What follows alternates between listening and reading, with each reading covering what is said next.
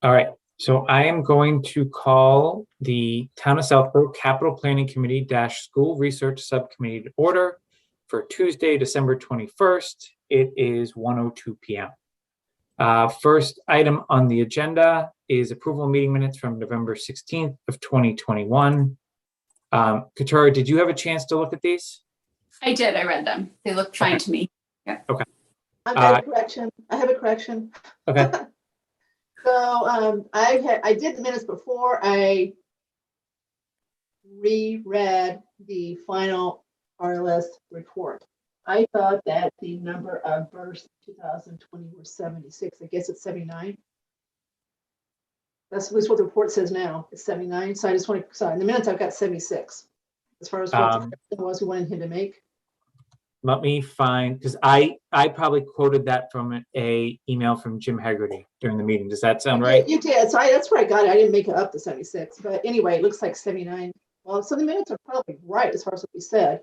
So maybe we leave them alone because that's what we did say. Yeah, the email from Jim says 76 births in Southborough in 2020.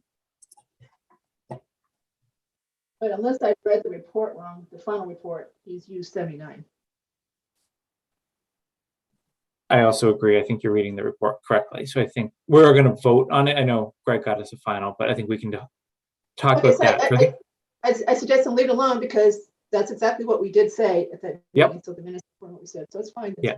All right. So and Kathy, my only comments that I'm certainly happy to make before submitting the town clerk would be adding the word roll call vote again for each of our votes, because I know we did that. I won't list out the names, but just put roll call vote in there. And then I think under draft documents that were reviewed, we would have had draft meeting minutes that we referenced to approve the minutes earlier in the meeting. So I would propose adding those two, and then I'm good with the minutes. Fine, but I don't think you got to do the second part, but if you want to, that's fine. It's definitely built in suspenders. In other words, you don't have to submit draft minutes with minutes, but whatever. Okay. But that's fine. It doesn't hurt anything. No one's going to say anything. That's fine. Okay.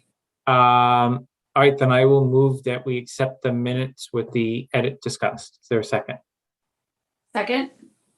Any further discussion? All right, roll call vote. Cook? Aye. Martin? Aye. And Malinowski is aye. All right, next item. So Jason, you're going to take it from here. You're going to take the Word document, make the changes and submit? Yeah, that's totally fine. I'll do that. Next update is superintendent's update on the MSBA statement of interest, Neary School. So Greg, I'll hand it to you. Sure. So thank you. So I did have, we did receive a letter from MSBA stating that the board was not considering any core building projects until its March 3rd board meeting. But we were still under consideration in that I think in the months of January and February, if it thought that that we would not be a good candidate, they would also let us know and have us resubmit in 22. So we are waiting now to hear from MSBA, and most likely we'll either hear in February or at its board meeting on March 3rd. They have not requested any additional materials or documentation of the district at this point in time. So now it's just waiting. I was sharing, I was looking at some minutes of Hopkinton Public Schools and noticed that one of their elementary schools, Elmwood School, it looked like they had submitted a statement of interest for Elmwood, and it was accepted by the MSBA into its core building project. So I do want to do some research around exactly what that means, whether I was misunderstanding the notes or the documentation, but I will follow up on that. But it was interesting because I did ask the MSBA if it was considering any core building projects at its December board meeting, and the response I received was no, that they were pushing all of the statements of interest to March. So they meet quarterly, Greg? Is that the case? They meet, I believe so. They meet quarterly, and I think that is accurate, Kathy. And then is it just that they're behind, you think? And that's why they didn't do anything in December other than possibly somehow the Boston project got approved? I'm not sure. I'm not sure how they tackle their projects and review. I think I do think that obviously the pandemic has had an impact on their meeting schedule and their approval schedule. I also wonder if some of the federal legislation that's moving forward also is impacting some of their decisions, to see if the state of Massachusetts will get additional funding to support some of these projects. Was the Elmwood School one of the 11? I don't know, Kathy. That's what I need to find out. But And Greg, what you read was that it was going into the core building project and not the repair Correct. project. Okay. Interesting. and of note, Greg, it seems like I'm just looking at their website now. It looks like the core program statement of interest submissions open on January 28th of 2022. So I don't want to read between the lines, but I would think in fairness to the district, if you weren't going to be recommended to advance, they should hopefully give you some notice in and around that time. Yeah. I mean, I know that makes too much sense probably, but I mean, that's, I don't know, was my reading of at least their website. Yep. If they're thinking through it logically. Yeah. So the good news is we've submitted all the paperwork. We had the senior study team visit. And now we just have to wait till we hear from MSBA to determine what our next steps are, if any. Greg, this may make you feel a little better, and it may be a terminology thing, but I just pulled up their agenda for the December 15th meeting. Yep. And the agenda says authorization to invite the town of Hopkinton to collaborate with the MSBA in conducting a feasibility study, which I think is after the first 270 days. That's the terminology in their public agenda. So maybe they've already been invited into their eligibility and now it's feasibility. Okay. Yeah. That would make I sense. hope that's the answer, but Yes. That does make sense, actually. I mean, when I worked in Hopkinton, Elmwood was one of the schools they were trying to remodel or build anew. So it's been a while, hasn't it? yes. 2004. Anything else on statement of interest, Greg?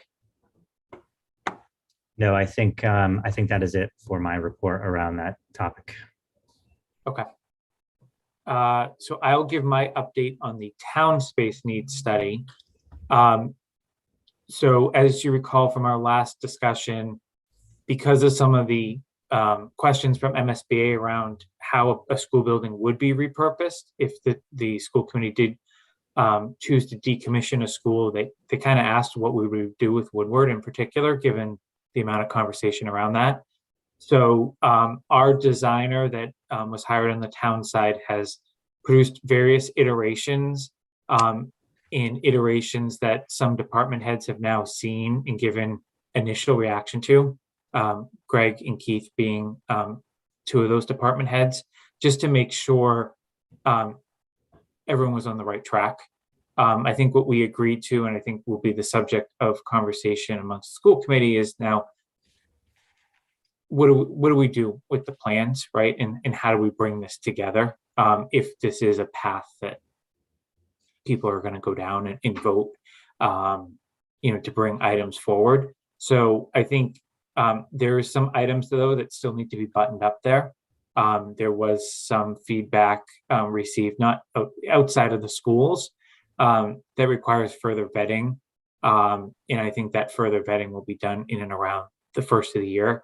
The key is obviously if you have a constituent group that is maybe not happy or doesn't feel like that plan would give them what they were looking for, it may derail certain progress or leave spots open in the building that you didn't necessarily think would be open, and still be looking at, as a town, a separate building project outside of a school and outside of repurposing an existing building. So those are the few items that need to be flushed through before I think there could be like a public hearing or presentation to the individual boards and committees that support many of the groups that are looking to reuse or repurpose or enhance their space. We're not hearing about the details of this feedback on this meeting because you think it doesn't belong as part of this committee's purview? I'm doing it because it has not been presented in a public domain yet to even the full capital planning committee. What has happened to date is the designer has talked to department heads just to make sure that there wasn't stuff that they're missing along the way. So they're trying to encompass all the feedback and pros and cons, and they don't have a fully vetted report. And candidly, it keeps moving. So there's no easy synopsis yet, but I think that synopsis is coming based on the update I recently received. And who's writing the report? DRA is the designer that won the public bid process. Drummy, Roseanne, and Anderson. Okay. So what you will see, Kathy, when we make that report is like how each town department space needs were met. And right now there are multiple paths to meet everyone's needs. Of course, as you know, with any of these projects, there are sacrifices that everyone would have to make along the way of, hey, you may not have your own conference room for each department. Like people are going to have to collaborate and share certain things. That's some of the stuff they're flushing out that I just don't have enough details on to walk through here. But I do think when it's ready is certainly within the purview of this committee to understand, because I'll get to it when we get to the presentation that I was tasked with. I don't know that how you make a presentation to the school committee without the school committee understanding, that there are repurposes available and that there isn't going to be distractions or dissent within the community, that it's really solving a need or not solving a need. So I don't know if that explains it or not. When do you expect the report to be ready? They were supposed to make a presentation to capital planning in January. They're putting the final pieces on it. There's one group that they should get feedback from before we do that. Okay. And it has to all come together, Kathy, because I think if one party's doing one thing, another party's doing another, this thing doesn't move anywhere. And candidly, a lot of the time that this group is spent together could potentially be wasted. Katura, I don't know what you think, but I think I generally agree with, it's all really part and parcel. You really can't do it in a silo as far as the school piece of it. Although that's what we did in 13. We didn't care about what the town did with the building. It wasn't part of it. But especially if we're going to use MSBA funding, which is still a question mark, you certainly, given they have said that they understand that their support for repurposing the building, you would have to do it. If you weren't going to use MSBA, maybe not so much, but you're right, school committee, given who's on it, they're going to want to know that they're going to want to know what the whole package is, because they're going to understand that you got to present the whole thing to town. You can't just talk about the schools and expect that to go through without the town also understanding what's going to happen to the closed building. So I agree. It's all part of it. Yeah, I would agree with that. I think that it's obviously all connected, and the schools don't stand alone. I know that everybody on the committee has schools first and foremost in their minds as far as, what the end result would be for the schools. That's obviously a priority, but absolutely be concerned also about, the town's perspective and the other issues. So yes, I think that makes sense. And of course, not to belabor this, one of the reasons that we are contemplating closing schools because the town does have needs. And so therefore, it really is part of when they use. So one of the justifications for closing schools because the town needs space for other things. So it helps to basically make the case for closing the school. I think. So, I think we're gonna have to think through whether it's the subcommittee, whether it's school committee, advisory, capital planning and select board, like one large joint meeting, or certain subsections, but I think a lot of this stuff is gonna come out in January. It has to, for us to be able to accurately answer, I think, some of the questions we're gonna talk about here later. Any other questions on that? All right. When does, so actually, when does capital planning meet in January? we typically meet on Mondays, Okay, Monday nights, but we have not set our schedule for January yet. We're presenting to advisory tomorrow night, right. with our recommendations for the 2022 annual town meeting. I think based on level of feedback there, if we have to pivot on any of those items, that will probably be our first priority. And then the second priority will be to kind of have the designer come in. And I think we would make everyone aware of when that meeting is, or do a sub meeting after that. I imagine we'll have quorums of multiple committees there, is my guess. Okay, thank you. Yep. All right. Item 5, approval of final version of the RLA demographics study. So Greg had forwarded us the final version. Kathy, I think you noted something in going through the minutes. I guess absent that item, was there any other item that anyone wanted to see fixed or adjusted there, or do we feel like it captures the prior meeting's conversation? So I've got questions. It's not necessarily anything that needs to be fixed, but okay, so let me just make sure that we've got this clear. We are going to, as of today, probably approve this final report that uses 1320 as the projection for the K through 8 school population in 2030, and that's got the cushions built into it for migration and for fertility rates, right? That's the number in the top right-hand corner. So far, so good. So if I say something wrong, so somebody jump in as far as where we're going with this. And if you look at Greg's report, the space needs study for schools, one of the motions we made at the last meeting is that we support Greg's conclusion that we can't consolidate schools without adding space, that we need more room to be able to do this based on using the 1320. So I'm going to go slow, and I'm going to assume you agree unless you say something as far as what I think where we're at. So I started thinking about it. First of all, in Greg's report, it's kind of hard. It's kind of hard to compare Greg's report to RL's because he's got pre-K in there and they don't. As far as the 1320, there's no pre-K in the 1320.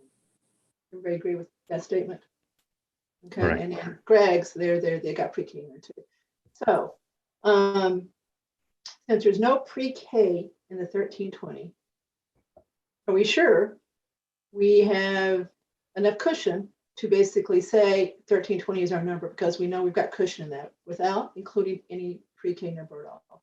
So hold that thought for a minute before you respond, because there's a second part to it. So I went back and looked way back. So I went back and looked at when my daughter was in elementary school, and that was 2000 or so. So she went to Finn the first year. Finn opened in 2000. So she was in first grade. She'd gone to the old Finn that was torn down for kindergarten when it was still half day, moved to Finn, the new Finn in 2000. In that year, we only had 3 schools, because that's the year they tore the old one down and built Woodward. So we consolidated all the grades, including, we didn't have, I don't think, pre-K then, but you guys can correct me wrong. I'm pretty sure we did. So we consolidated K through 8 in 3 schools. We put K 1 and 2 in Finn. We put 3, 4, 5 in Neary, and then Charter was 6, 7, 8. And we had more than 1320 students in that year. So I just want to make that point that back then, and I don't remember it being particularly crowded, maybe it was, maybe I don't remember, but we did have in those 3 schools more students than what we're projecting in 2030, and they fit. So I just want Greg to know this as we decide how to make our case for the public, that you might get that question as far as the need to expand and not just renovate Neary. So I'm just trying to make a point of this. I don't think this should be changed. I think it's fine, but we did have more kids back then that fit in those three schools. But again, I don't know how to factor in pre-K. We didn't have pre-K. I know we didn't have pre-K back then. I'm positive we did. So pre-K has been added, which is what, 40 or so, not including Northborough. So then the second part of this is, if we end up with universal pre-K, Greg, do we have enough room in Finn today, if you exclude the Northborough pre-K, to house universal pre-K, K in one, without expanding Finn? Yes. Okay. So I think that we're going to be fine. We know we've got an answer for that. If somebody asks that's got room. Already. Yes, as of what year? Because that delves into a question I have as part of the space needs. So just for purposes of the agenda, I'm going to combine discussion of the final RLS report and the final space needs report together. I know I open up just saying, just because these are I'm sorry, clearly, Jason, I didn't jump over, but they're connected. They're. I agree. So I just want to make it very clear. Both topics are on the agenda. We're going to meld them together for purposes of discussion because it clearly has to be based on your conversation. So let me just follow up on your question there, Kathy, on Finn. So Greg, when you say yes to Kathy, is that as of today's enrollments, or is that as of the 2030 enrollment that you used for your space study? For it would be scenario number 1, and it would be the 2030 enrollment numbers used, and we would be able to meet the pre-K commitment with the pre-K 1 grade configuration. And do we have a sense of how many students that would mean, universal preschool, or we just know we have plenty of space? Well, preschool is a bit unique because it's not 5 days, full days, so it's a variety of different variations. So half-day models, full-day models. Can you do the full-time equivalent of what it would be? I might be able to. I'd have to talk to Jen Henry. I mean, there's just so many different models, but I can work on that. I just think that needs to be brought into this as a number. So when someone says, yeah.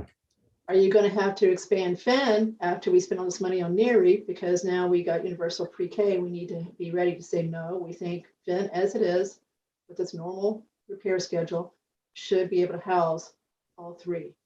Now that would mean obviously no Northborough pre-K program in the building. And we did when we walked through the building at Finn, we did talk about that potential scenario and whether it was feasible or not. Keith, correct me if I'm wrong. You're correct, Greg. Kathy, you're going to move on from Finn because I have a follow-up to that, but I don't know what else you had on that topic. I think I'm done with what I just wanted to point out. I still think we're done with the report unless somebody else has something to change. I can't tell in 2021 where he came up with the new number he used as far as population, but I assume that somebody knows what he is. I just wanted them to put in there, this is a date, so that we can say we tied it right up to, at some point, this is real enrollment because we've got the number now. So that's all I cared about as far as the. Kathy, can I just respond to your earlier question through the chair, if it's okay with Jason? So just, I guess I would have some questions around when that consolidation at Finn took place, what year that was, and also I'd want to get a better understanding of what types of specialized programming we had, whether we had the same level of student support services programming in the building as we do now. So that'd just be one question that I would ask, but I can do the research. That's all from me, Jason. Okay. Katura, I don't know if you have anything or you want me to keep going on Finn. Oh yeah, no, go ahead. Okay. So Greg, my question is really related to scenario 2, which is I think the scenario that's really on the table for the town. which if we built a new Neary, renovated Neary, did whatever we need to do to get grades 3, 4, and 5 perfectly fitting in a new Neary facility, your scenario 2 moves grade 2 to Finn. And you have some yellow boxes in there. Yep. Based on the enrollment for 2030. Now, some of them are yellow by like 1 or 2 people. Some of them are yellow based on more than 1 or 2 people.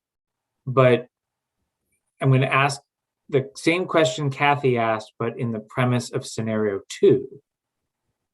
If we build the perfect Neary facility, do we still need something at Finn, or are we on notice that something may have to happen there based on, I'll call it a perfect storm of enrollment, universal pre-K, et cetera? Because I think at least what was in my head when I came up the question was, if we do the right thing for Neary, we're not going to be looking at another school project for 20, 30 years, absent normal repair cycle. So I guess, how would you respond to that question?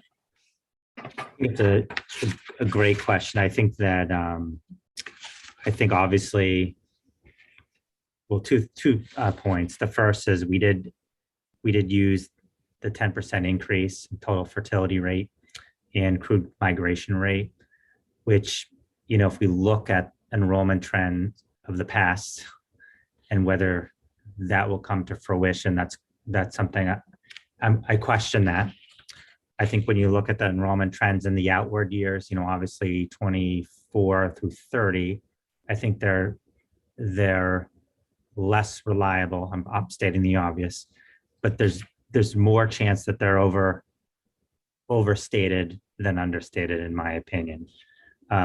With that said, is there a chance there's a perfect storm? Yes, I would never want to take that off the table. However, I think that, again, I think we could fit, I think we could do it. I don't think it would be a perfect scenario, but I think we would have the space to run the programming we need. But by no means perfect, Jason. Okay, but stay on that. And I messed up. I should, of course, said your scenario's got 2 moving there. So stay on what Jason's asking. Look at the chart at the top of the page where you've got your asterisks, the 3 asterisks and 4 asterisks. And you say, so you've got universal pre-K built into at least where you say classroom space is needed. That's the 3 asterisks, right? Correct. Yeah. Okay, but do you have universal pre-K built into your numbers there for projected enrollment in 2030, the 573? Hang on, let me just get to the same page. Could you just clarify what page you're on right now? Yes, I'm on, sorry, I should have numbered these as well. Scenario 2, I think it's, Yeah, it's scenario 2. Yeah, okay. I have it. I just didn't see the asterisk. Okay, yep. go So ahead. the asterisk Katura are at the bottom of scenario 4, but I believe they relate to all these scenarios. Gotcha. Yep. Thank you. I think that, I think what my response is the 10% crude migration total fertility rate, I think gives us the flexibility unless that is actually met and exceeded. I think I'm confident we'd be able to fit the programming at Finn. With the second grade move in there. Correct. Keith, and feel free to Yeah, correct me if you. fit and be optimal are probably 2 different parts. That was my understanding. You know, some of the things that happened, Kathy, back when Rachel was at Finn at that time, my recollection is that, there were things like 4 lunch waves that needed to happen and other things that were about more the daily operation than actual, fitting of the students because of the additional grade. But like Greg said, we'll have to do some more unpacking of what that looked like. But I would agree with the assessment that as far as fitting is concerned, it's highly likely, but we'd have to make sure that those auxiliary programs, the specialty programs, still had the spaces that they would need. So A class, remember my daughter's name, Keith. Thank you very much. That was clear. Welcome. All the students you've been through, that is pretty impressive. Okay, so Could I what just, other question? could I just add, I'm going to jump ahead just because I'm noticing something. In scenario 3, which is basically for Finn, the same scenario as scenario number 2, it's pre-K 1, 2, meets septic capacity. In that scenario 2 should be no in yellow. Right. I can correct that.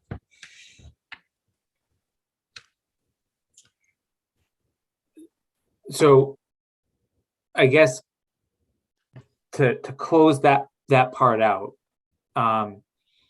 it obviously would take this perfect storm I think we're talking about to have an issue.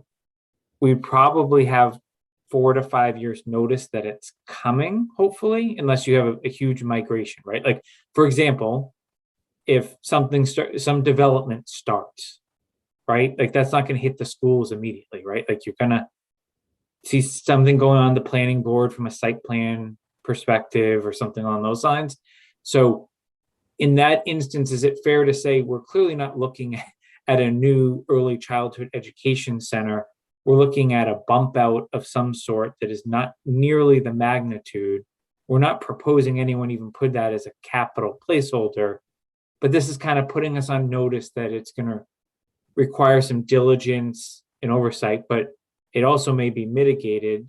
Obviously nothing's happening in Washington right now, but if that did come back to the forefront from a universal pre-K perspective, there's hopefully going to be some funding related to infrastructure for that too, not just probably the staffing. That is accurate. Okay. So I guess Qatar or Kathy, are you at all bothered by if we were to advance scenario 2 as a town, and that's where we went, that we're going to basically say one of our existing buildings using this 10% threshold is not going to be in a perfect spot and require careful analysis, moving forward. Say that again, Jason. So let's just say, play this scenario out that Neary is needs are met and the schools are open to decommissioning Woodward. We're going to have in our final report, basically, the Finn school showing some yellow boxes as part of the decommissioning, right? So leave the big building project off to the side for a second at Neary. We're going to have potential for a perfect storm, as we're calling it, at Finn, where we may have additional capital needs down the road, but it's going to take that 10% scenario to really push the envelope before it impacts potential programming or space or need for additional capital investment. The purpose of bringing this up now, so we've really thought through this and have answers when these things get asked by the public who will be really interested in this. This is when the public gets really interested when you're talking about something like this. There will be a lot of people asking questions. And so I think what Jason said is absolutely correct. I'm not sure I call it a perfect storm. I call it it's on the tail as far as your statistical probability of this happening. But we thought about it. And if it were to happen, then this is our solution for it. So we have thought through it. We don't think it's going to happen. We think we're fine as far as. Kathy, you're fading a little bit. Sorry.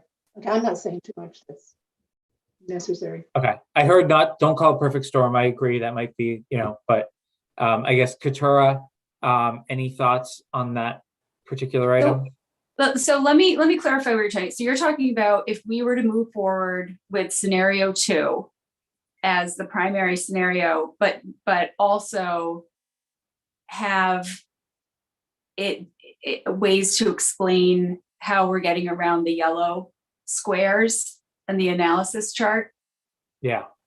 Okay, so I think from a school's perspective, I think what everyone is really going to have questions about is what do the no's mean under meets programmatic space requirements? Because at least from the parent community and the school committee perspective, that just, and also how can we even go forward with that if we're not meeting the occupancy permit or the septic It's missing it by standards? three. It's missing by What's three that? people. It's missing it by 3 people at Finn to make that green. I see what you're saying. Okay, so then is that fine then, Greg and Keith? So should we change those squares? Because I think that people are really going to ask questions. They're going to want to know about any yellow square and also the programmatic space requirements. I mean, that's very, very broad. And so if that just means like, I don't know, just use one of Keith's, not that this is programmatic, but we have to have an extra lunch shift, but otherwise everything stays the same, or that's very different from now art is on a cart and it's moving through the hall and there's no longer X, so I'll give you, I guess those would be my questions. I guess I would give an example of like right now, given that, for example, our preschoolers, K and 1 students have technology in a technology lab. So whether that's developmentally appropriate is something I think we're discussing as a district. I think that space is better suited for a classroom, a different use. And I think the experience around technology for early childhood could be moved into the classrooms. So our thinking around programmatic changes for technology, we're in conversations, and in outward years, it's going to look different. So the no, I guess, is really around what programs we have now and what we kind of roll forward. So that's one example. We would have art, we would have music, and we'd have library and PE as the 4 core areas. Mm-hmm. So I just think maybe there's once it comes to, and Jason, I know you're maybe, I don't know if this is part of what you've been working on, but maybe when it comes to presenting this, instead of having big yellow no, maybe we rename the heading, which is programmatic setup would need to shift, or, then yes, or something like that. So that it's just, can indicate a change without it looking like it's going to fall short. That would be my only concern about making people more concerned than they need to, if the bottom line is really, this is going to be fine, so I'm going to ask, I guess, for the committee, and Greg, I hope this is easy, but please push back if it's not. I'm wondering if in particular scenario 2, we have 2 charts. One is just tying to Bob's projection without a plus or minus 10. My guess, if I did my math correct, this thing turns all green at Finn, and Neary would still have maybe 1 yellow, but we're obviously potentially dealing with that in a separate capacity through construction on the back end. Mm-hmm. And then have side by side this same chart, maybe crisping up the wording. I liked what Katara suggested, so we'll have to watch the tape and recall what we exactly said, Katara, but then have that plus 10% off to the side, saying in an unlikely scenario, if we're really off, we're not going to be coming back to town to build a 4th school again.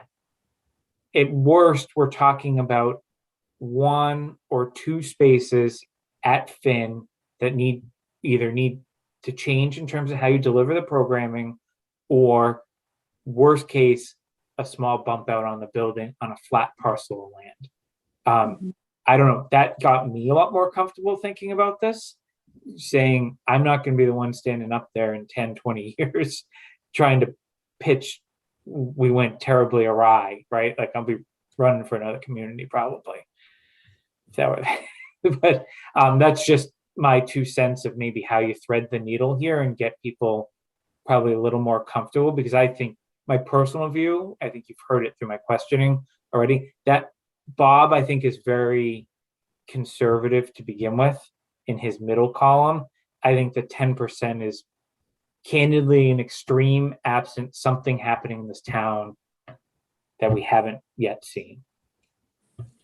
I mean, I think the 10% is very important. And I think that maybe we represent the town in general, because I think there are going to be people who are maybe more on the concern side, like I personally am. I mean, when I see the numbers, those housing numbers of almost 350 units, and most of them are townhouses, I have a very hard time believing that if it actually came to fruition, there would only be 100 school-aged children in that entire complex. I just would be very surprised at that. And I'm not a demographer. I don't know. And I know that is different from, what the developer was saying to Kathy, but I just don't get how that would only be the case. And so if we're just talking about, really something that nobody's going to be able to perfectly project, that a buffer that, like what we've been talking about, makes a lot of sense, because I think it does add something. It's not an insane amount to consider, but it's also not nothing, and assuming that everything is going to stay stable. So it does make sense to me, and I think it's important. Yeah, which is why I haven't objected to using the 10% in Craig's scenarios, because I think it builds us a level of insulation around this. But it doesn't, I mean, Finn is barely missing. Yeah, I mean, I think. Okay, here's how Finn can actually not miss even with the 10%. So if you look at Bob's study and add up what he's got for K 1 and 2 for 2030, it's 513. And then if you look at what Greg's got in his report as far as projected enrollment 2030, which includes pre-K, he's got 573. Difference is 60. So Greg, when you go back and look at how many pre-K kids are in the building at any time, if you can get it down to 60 or below, you might be able to modify your 573 to something a little bit less, and it actually works.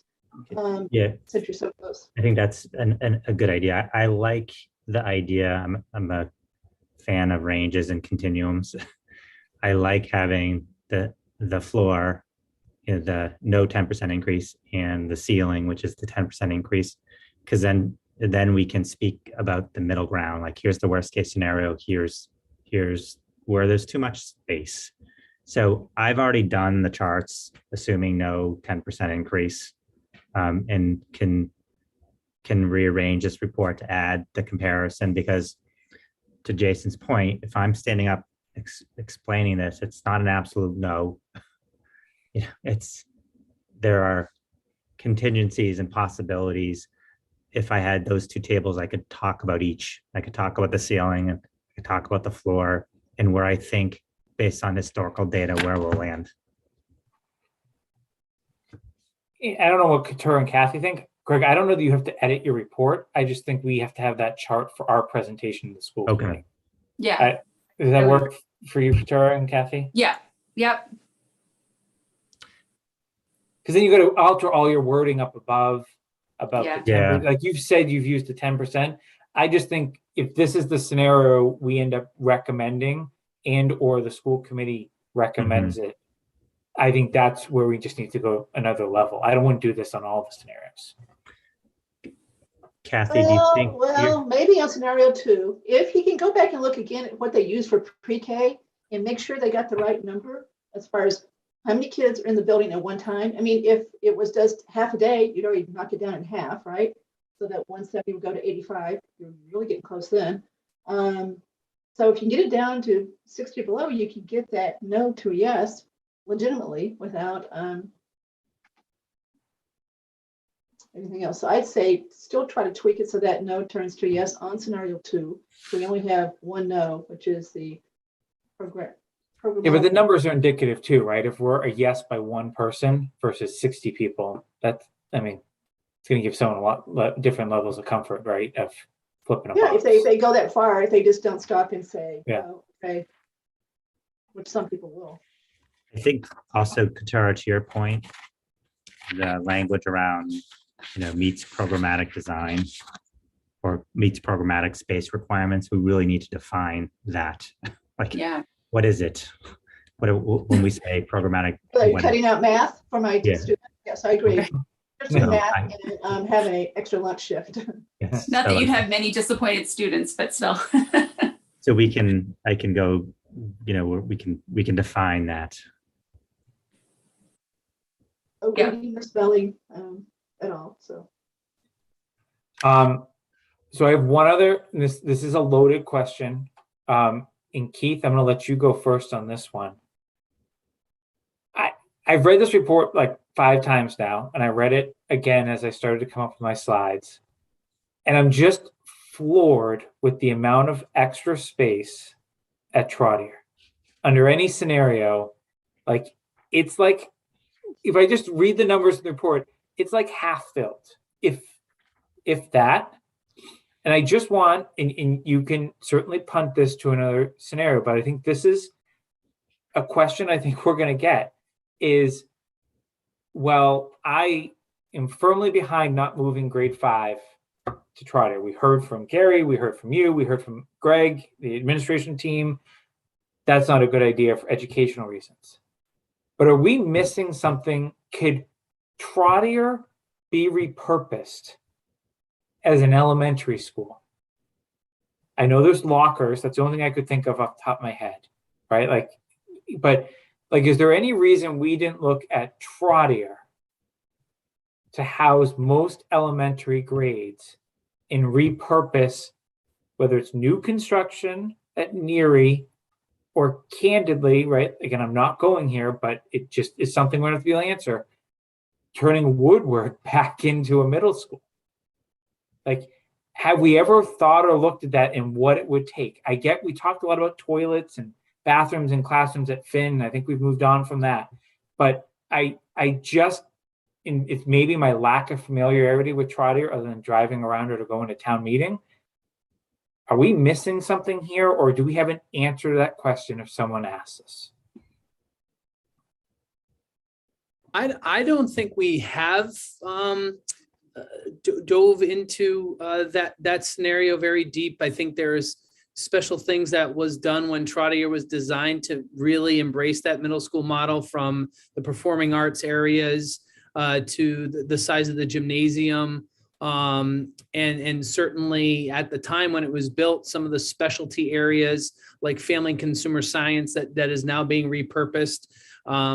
Certainly the expansion of special education programming has absorbed some of that, and as well as foreign language has absorbed some of those additional spaces. It becomes more of, world language, for example, becomes less of a special and more of an academic course at the middle school, and really part of kids' schedules. That has been an important piece to take a thread at. And then we're getting into the transition of things like computer labs that are now being used for alternate purposes, like focus study areas, therapeutic classrooms, things of that nature. All of that space is being used, Okay. it's just being used differently than what it was back when the building was built. But I do think it's an interesting question. I think we would have even a harder conversation about programming. I think that's where we would really start to have to make some difficult choices. That's my quick response to that, Jason. Greg, would you add anything to that? The only thing I would add is I think that a limitation would be the cafeteria. Oh, yes. When you have the number of grade levels that building would serve, the cafeteria is relatively undersized. Everything else is appropriate, but cafeteria would be a challenge. Great point. And we know the reason we know that is because we learned that during COVID, to be honest. So I would just ask that you all be ready for that from an educational perspective, whether you have numbers, et cetera, because I just think there likely will be some from the town side that will say, isn't it easier to just construct this community center concept and deal with the town's needs on our own, even though it's not subject to any sort of reimbursement that I'm aware of anywhere. but isn't it cheaper to just deal with it that way? We just are going to need to be ready for why we didn't look at it, because you clearly have space in your organization. It just doesn't make sense from an educational perspective, which is clearly where I would defer to both of you and your team to articulate. But it's going to be a very big difference from a financial perspective if we explore school versus just like the community needs of the town. And I just want to make sure that we've encapsulated all of that. Obviously, if we weren't dealing with a middle school that had some space or some flexibility in how you're using the space, it wouldn't be even a question. But that's obviously not what the study shows. Jason, are you in your scenario assuming Neary gets closed? Yeah, if you play it all the way through, let's just say Keith said, yeah, interesting idea, let me model it out, and you move most elementary grades to Trotter, and you keep Finn as an early childhood, then you would basically, in Woodward actually would work as a middle school. Like, I know that's a lot right there. You wouldn't have a need for a Neary building project. You would have a need for town space needs, which is certainly not going to be the same number of square footage a new school building would require. And would your scenario, does that contemplate having like 3 middle school grades at Woodward or 2? Because is there room there? I would leave know. that to Greg and Keith, right? Yeah. What makes sense. I know some communities have 6, 7, 8 like we do. I know some have 7 and 8, some have 5 through 8, I think is what we've learned. So I'm not advocating for it. I'm just, I don't know. Like I don't know why I didn't see it the first 5 times I read the report, but it just popped out at me now that I've kind of seen what's going on the town side and the approximate square footage that's needed there. Like just using Neary as a 60,000 square foot school now. So I don't know. I don't expect an answer today. I just think it would be something I'd ask the administrative team to think about. Jason, I guess the other question I would ask too, from a town perspective, is there any portion of Trotter that could be repurposed for town use? For example, if Woodward is repurposed and redesigned, there's, from what I'm hearing you say around, not everyone's thrilled about that space. Would there be a consideration for using some of the space at Trotter as well? Just to that was you actually read my mind. That was gonna be my next question. And I personally, just even looking at what you all had to deal with last week, know that you really don't like other people on your school grounds during the day, right? For obvious reasons in this society we unfortunately live in. Before even exploring that, Greg, while I would certainly welcome that concept, I would need you and your team, and obviously in consultation with your experts, to say what space would that even work in, or is it just a non-starter due to safety? Yeah. And that's, I would welcome that if you think it makes sense, but if it doesn't make sense, I don't think you're going to have a parent in the community question that either. Here's another idea, Jason, that there's definitely capacity for the central office to move to Trotter, which then allows the space at Woodward open up and have a different lens in terms of how it's being used. So that's what I'm thinking about. It's not ideal. We don't get the synergy between the town and the school department, but it is another option. I think it's something we should think about. I don't know that that's going to. School administration moving to Trotter doesn't resolve, at least what I'm aware of the issues on the town side right now. It may, but I think there's other resolutions that are hopefully going to keep people. I would just ask, with all your spare time, that you and Keith maybe think about what options exist there and what you would be comfortable advancing. Obviously, consult with whoever you feel like you need to consult with. But also be ready to answer the question is why Trotter really was kind of out of this. Not necessarily the grade 5 piece, Yeah. but more the, repurposing of it to accommodate kind of some of these yellows you actually have. Now, Keith was the assistant principal at Trotter and then the principal at Trotter once Linda moved over. I spent many hours at Trotter. It just doesn't seem like anything but a middle school. So that's just kind of your touchy-feely thing. I mean, with the band room, that big auditorium that they use, all kinds of stuff. I know. But Jason, so I don't know where you're going as far as what's going on the town side. We don't know what you know as far as what issues are cropping up there.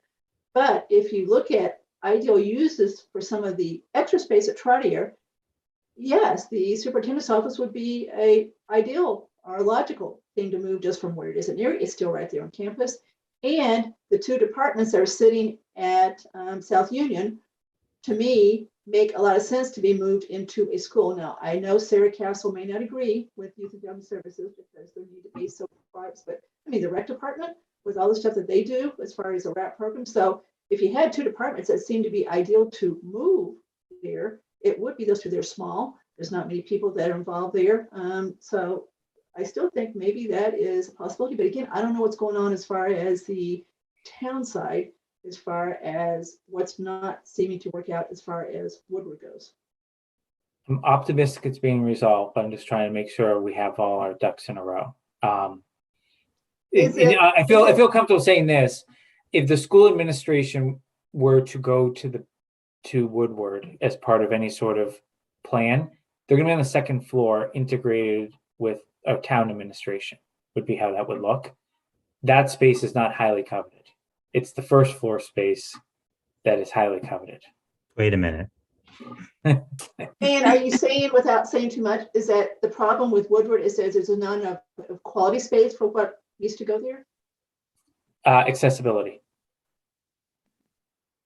Parking, entrances, stuff like that. So again, I'm cautiously optimistic we're going to resolve it all, but I'm trying to think the way I always think about this, all the work we've done in the last year, and it really crystallized as I started to work through the presentation, was I'm just trying to think of what darts people are going to throw at this and make sure we have an answer. They may not like the answer, but I think it's come upon us to have done our homework across the board. And that was just the one thing I just didn't have a great answer for in terms of Trotter and the excess space there.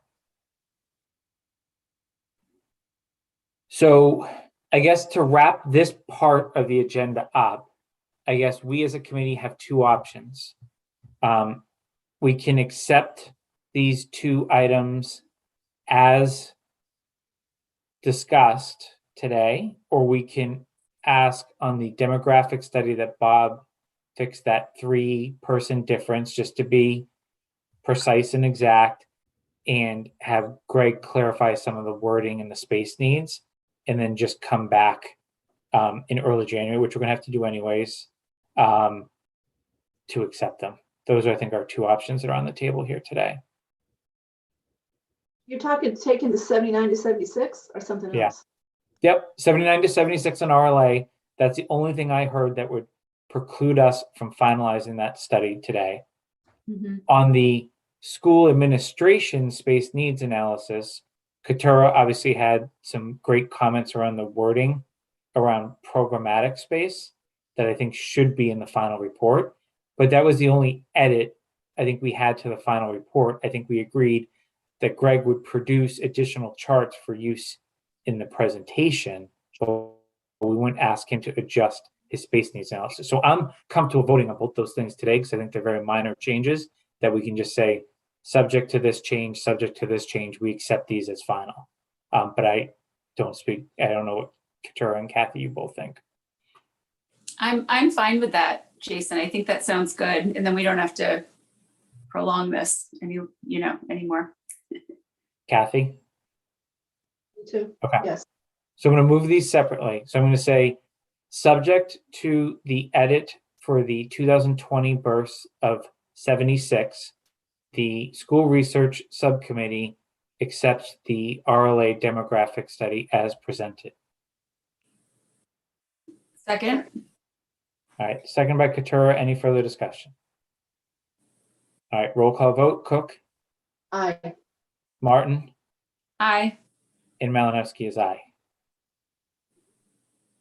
And then I'm going to say, I'm going to move that subject to the update around the wording for programmatic space requirements, that the School Research Subcommittee accept the school administration space needs analysis. There a second? Second. Seconded by Katura. Any discussion? All right, roll call vote. Cook, Aye. Martin, Aye. and Malinowski is aye. So Greg, we've given you what you need on those two, correct? Correct. Okay. All right, next item is MSB cost analysis update. So I completely goofed on this one in terms of my communication, but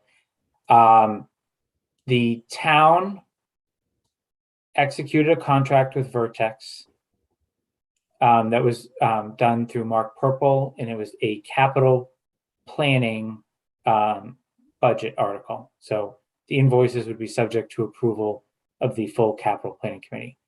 My goof is that I didn't push John Lemieux, who is the executive at Vertex, to get in contact with Kathy. I did facilitate, however, getting him a copy of the enrollment study because he had asked for Bob's analysis. So I hopefully have fixed that and made sure that John is communicating with Kathy to triangulate whatever he was thinking of doing with whatever Kathy has done or is planning to do, so that they can come back to us in early January with whatever they think we as a school research subcommittee need to understand around this. I would also say, before I kind of open it up, this dovetails into the next agenda item of my presentation. I have a presentation. I didn't share it with anyone because it's not ready, because the conclusions are highly dependent upon, candidly, some financial analysis that would have to come out of that. And while I feel like I've summarized, and I'm sure if I popped on the screen, we could all probably work through some of that, I don't have the linchpin of the analysis, right? Which would be what we're telling the school committee we would recommend they action.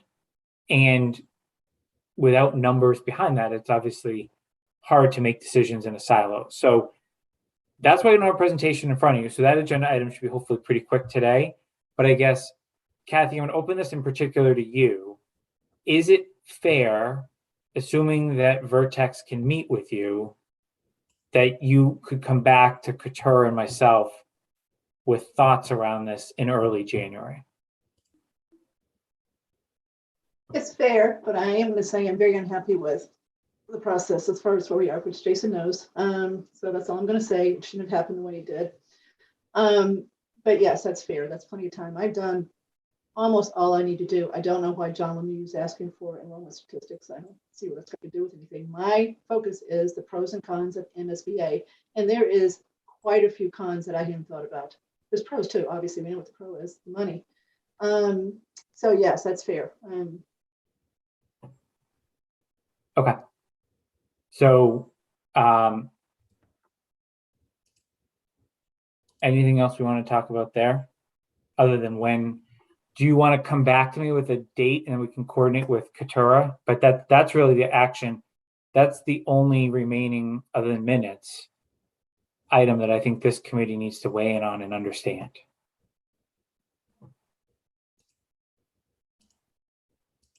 Well, again, I haven't talked to John Lemieux. I have no idea what his schedule is. Okay. I will be ready with my report by the end of December. Don't know what his input's going to be. So why don't we plan to meet the week of the 3rd, if that works for everyone, once everyone's back?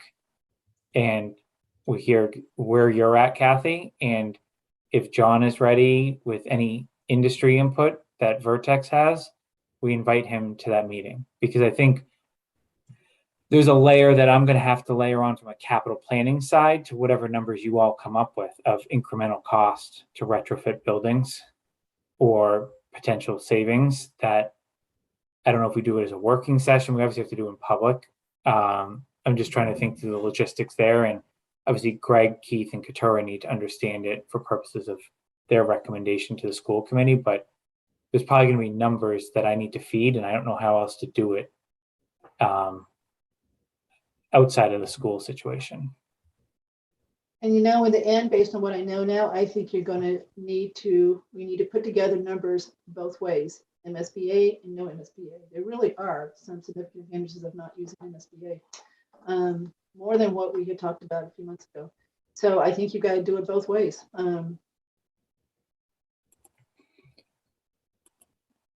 Does everyone have their calendars handy now for the week of the 3rd? Or do you want to try to do that via email? I do, but that is a terrible week for me. I don't get back until late on the 3rd, and then we got advisory on the 5th. So I'd much rather do it the following week if we can. When do you guys go back to school? That Monday? The 3rd. Yeah, I was planning around whether we try to, I think we had been aiming for January 12th for the school committee, but hearing this, I'd rather do a subcommittee meeting the week of the 10th, give you time to formulate whatever you need to formulate, Kathy, and request if Roger and the school committee are open to a special meeting, given the importance. And we actually try to do some public communication ahead of that to make sure people are aware of what actually is going to be discussed in that meeting, so that people, A, listen to whether it be the live meeting or the replay, but B, have an opportunity to provide feedback on this. So does that make sense? And what also, I think we probably already talked about this to some degree, but what's the, I mean, we still won't have heard from the MSBA by then. So are we just going to talk about that scenario as though that's one option that might happen, and then going without MSBA is another option that might happen, but we're just getting the ball rolling? I don't know. I'm just trying to envision, because it's, how sometimes you can have more questions than answers. And I guess I just get reluctant to, if we're on the cusp of sort of knowing much more what our options are going to be, does it make more sense to, I don't know. I'm throwing that out there because Can I you know ask what I Let mean? Craig answer that. Jason, do you think that the study that's being done, the person who's doing the study has enough knowledge to be able to do a comparison of a project without MSBA reimbursement and MSBA reimbursement? I'm gonna defer that one to Kathy once she Yeah. actually gets a chance to talk to him. I can tell you, I think the answer is yes. Yeah. Yeah. But, Okay. but let me hold on. I don't know what the number is to start out with. That's what I don't know. Jason, do you have an idea of what number we're going to use? For like a cost of the building, Yes. all I know from something completely unrelated to the town of Southborough is current public bids are about $606 a square foot for construction. And it's a 25%, and that's based on bids last week for municipal buildings in this area. And then you add 25% onto that for soft costs. So is that the same number for a school? I think so, based on what I was looking into this for. Again, completely unrelated to the town of Southborough. So then it becomes, what square footage are you using to come up with your cost estimate? I would imagine the reason that Vertex was selected is because they build schools as an OPM all the time and can give you a range of that amount. That is truly amazing. $750 a square foot to build a school. In retrospect, public safety was in the fives, low fives. 4 years ago. Now, I'm sure there's some, this is more hypothesis that you should vet out, Kathy, but my guess is if I were someone that was bidding in this environment, I would certainly include an escalation sort of in my bid for the unknown, that I don't know of how quickly I'm gonna be able to get materials and all of that. So my guess is there's some of that going on right now too, in terms of why are you going to sign yourself up for something that you can't get out of? And there are things that are going to be beyond your control that, based on the way contracting works, you won't be able to go back for a change order.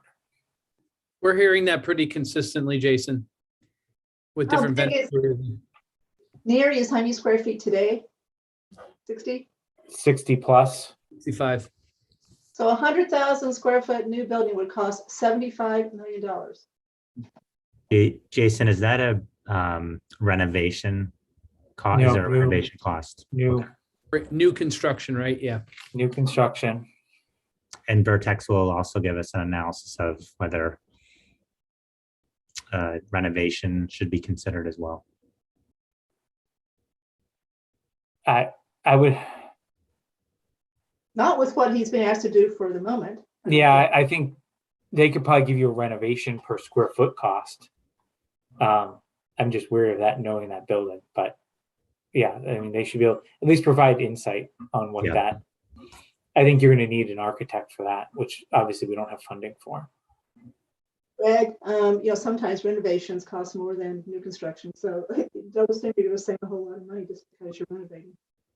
No, and I'll use, the renovation project in Northborough, the Lincoln Street project. That was a renovation, significant building around the same, age. Northborough's reimbursement was significantly more, but that was, they received 52% reimbursement, and the overall project to renovate that school was $8 million. 8, Yeah, the town's portion, that was 16 in total.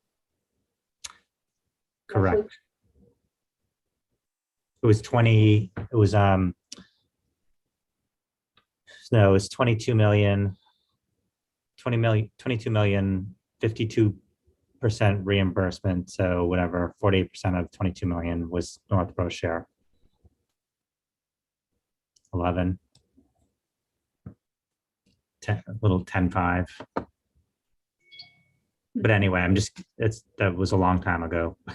How long Yeah. ago? Times Oh. have changed. 2014 to 2016. That's 3 years before we bid public safety, Kathy. Jason, $500 a square foot to $750, that's a 50% increase in 4 years. Well, I mean, from I what I understand have schools and learned football. from what I've learned after that project, we got lucky. We had one of the most favorable bids that anyone has seen statewide on those sorts of things. So it's probably not the greatest baseline. We just timed it perfect for a lot of reasons. Wow. So, all right. So I think I think we'll put off the discussion with the school committee the middle of January. I would ask that Greg think about Katura's comment around what the right timing is for this sort of discussion in an open forum in terms of the MSBA decision in and around, probably, at least verbally, that same time period as the end of January.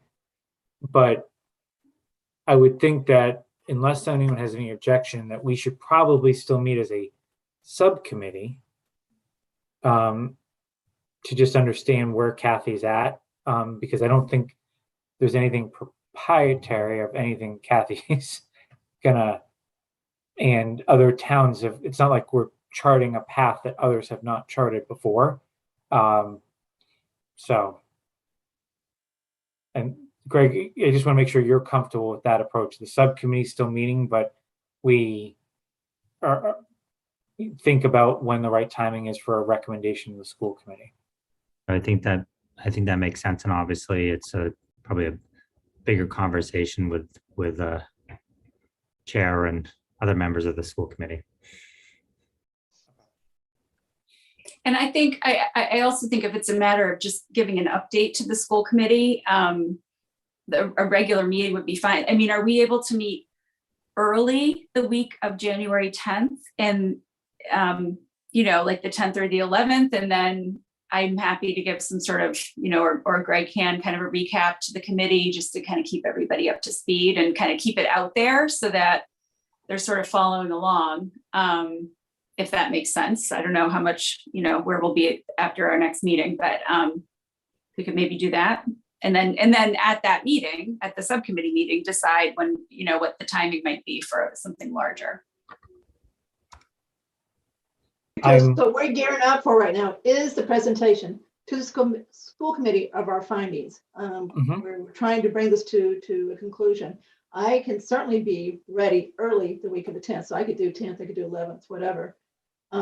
If Couture wants to use that as a ability to then update the school committee on the 12th and then do the formal meeting where we truly present Jason's report the following week or 2 weeks after that. I'm not sure what the committee would want to do. Yeah, so I'm flexible on the 10th or 11th. So Couture, I know during the day tends to work best for you, right? Mm-hmm. Yep, I'm flexible. I'm completely flexible both of those days. Do we want to say, Kathy, can you 10 a.m. on the 10th? I can. Okay. Let's plan on that. Greg and I Keith, will- does that work for you? I'm available on the 10th at 10. I am as Okay. well. Perfect. Okay. Thank you. And Kathy, what I would say is if you get to a point where you need capital plannings, rough estimates, we can still have a public meeting. We could technically do it in person and just have to post if Mark will allow that in a public building. I know but we could do a meeting to at least feed you the information and do it so that we're in compliance with open meeting law. If that would help you formulate a better presentation on the 10th. Otherwise, I can bring the data to the 10th to fill in the blanks. I think we're definitely going to meet it before then. But you could also feed it to John Lemieux, right? Yeah, that's true. That's true. So just let me know what you need. All right. So during that meeting, we'll also review the presentation. I'll take what I have, we'll take wherever Kathy's at, and then figure out how we bring that together for our final report. Okay. Is there any public comment? I'm seeing none. Is there any other business that anyone wants to raise?